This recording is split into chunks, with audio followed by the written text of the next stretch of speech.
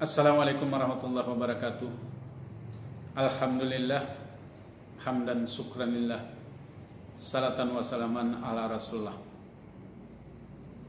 Para pencinta ilmu pengetahuan, khususnya usul fikih dan fikih, pada episode ke-8 ini kita mencoba berbicara tentang bagaimana keberadaan usul fikih dan keberadaan fikih pada periode jumud.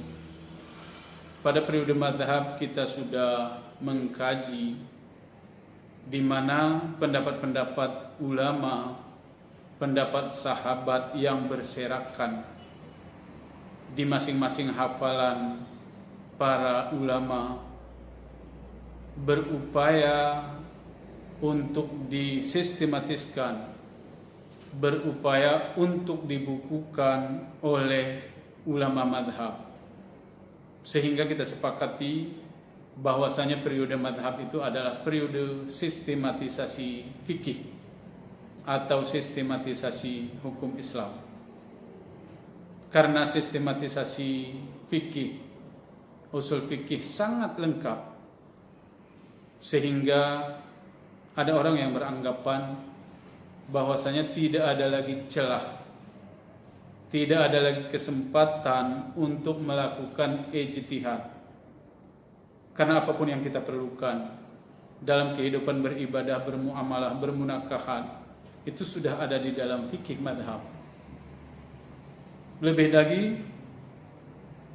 orang mengatakan bahwasanya kemampuan kita sekarang untuk berijtihad itu tidak sebanding dengan imam madhab, Imam Syafi'i, Imam Hanafi, Imam Maliki, Imam Hambali, Imam Zahiri, dan imam-imam yang lainnya.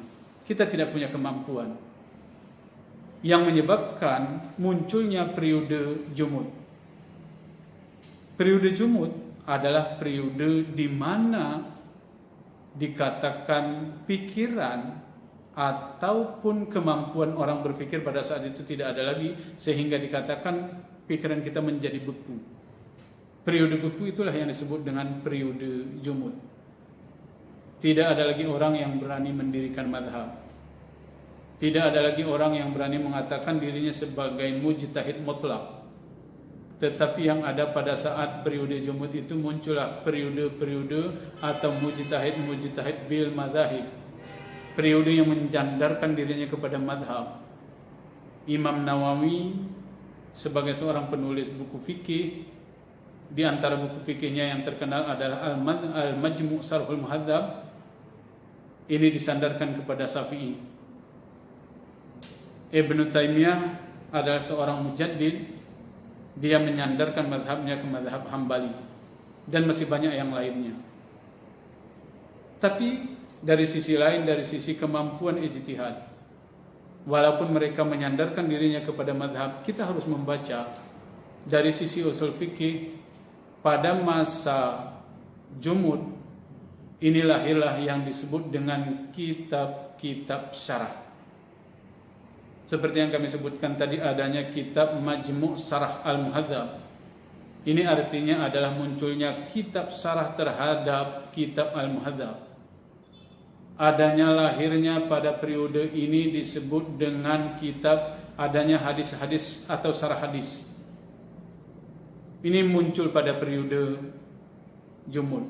Artinya munculnya kitab-kitab syarah di kalangan ulama fikih, munculnya kitab-kitab syarah yang menjadi pegangan kita sebagai orang yang melaksanakan hukum Islam, itu adalah pada periode jumud. Kemudian sesudah imam madhab, lahirlah murid-murid yang mensyarah kitabnya. Kemudian muncul lagi ulama-ulama. Sesudah pensyarah itu disebut dengan kitab adanya mukhtasar. Mereka berupaya karena kepanjangan, karena panjangnya kitab-kitab syarah, diusahakan adanya kesimpulan, adanya ikhtisar. Kitab yang panjang diikhtisarkan, kemudian dipelajari. Kemudian berkembang terus kitab fikih itu dalam makna di bawah fikih madhab dan dijelaskan dan seterusnya. Yang terkadang kita memulai membaca ilmu pengetahuan itu dari bawah, jauh dari kitab-kitab imam madhab itu sendiri. Jarang kita menyentuh kitab madhab.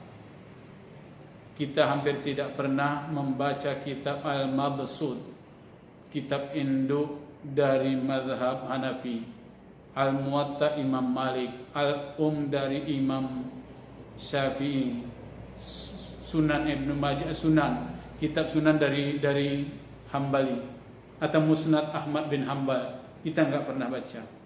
Kita memulai dari bawah.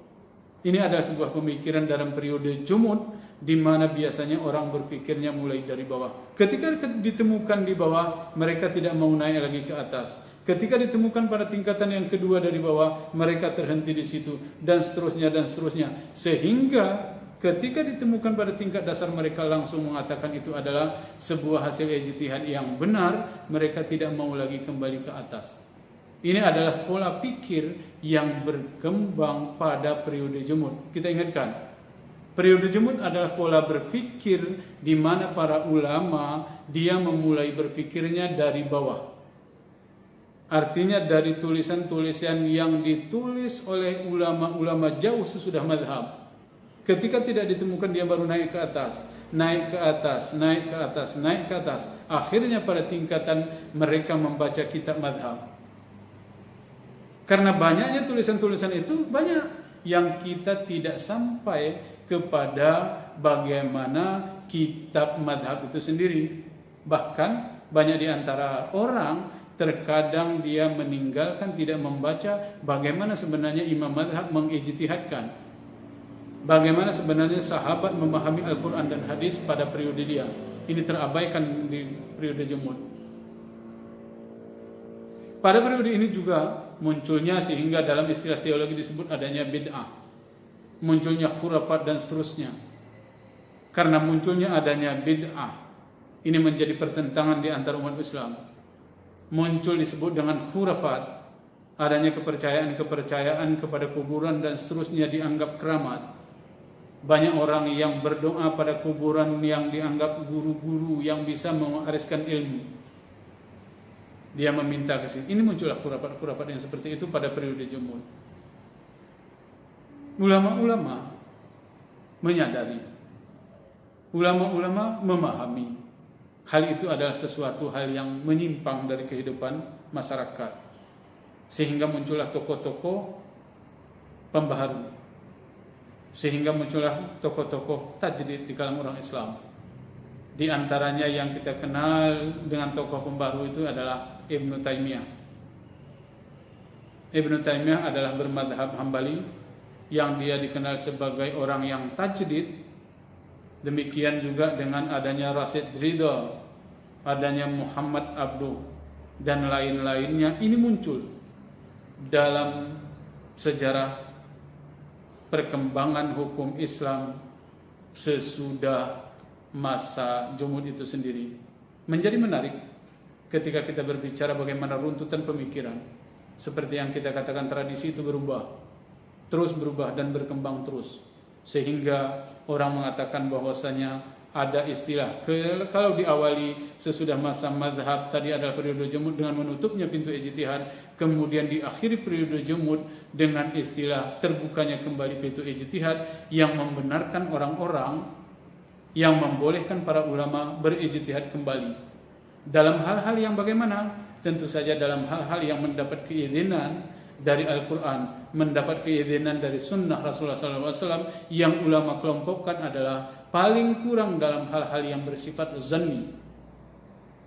Utamanya adalah dari Al-Quran yang sifatnya zanniud dilalah, dari hadis adalah zanni dari sisi wurudnya, juga dari sisi zanni dari sisi dalalah. Ini menjadi lapangan ijtihad.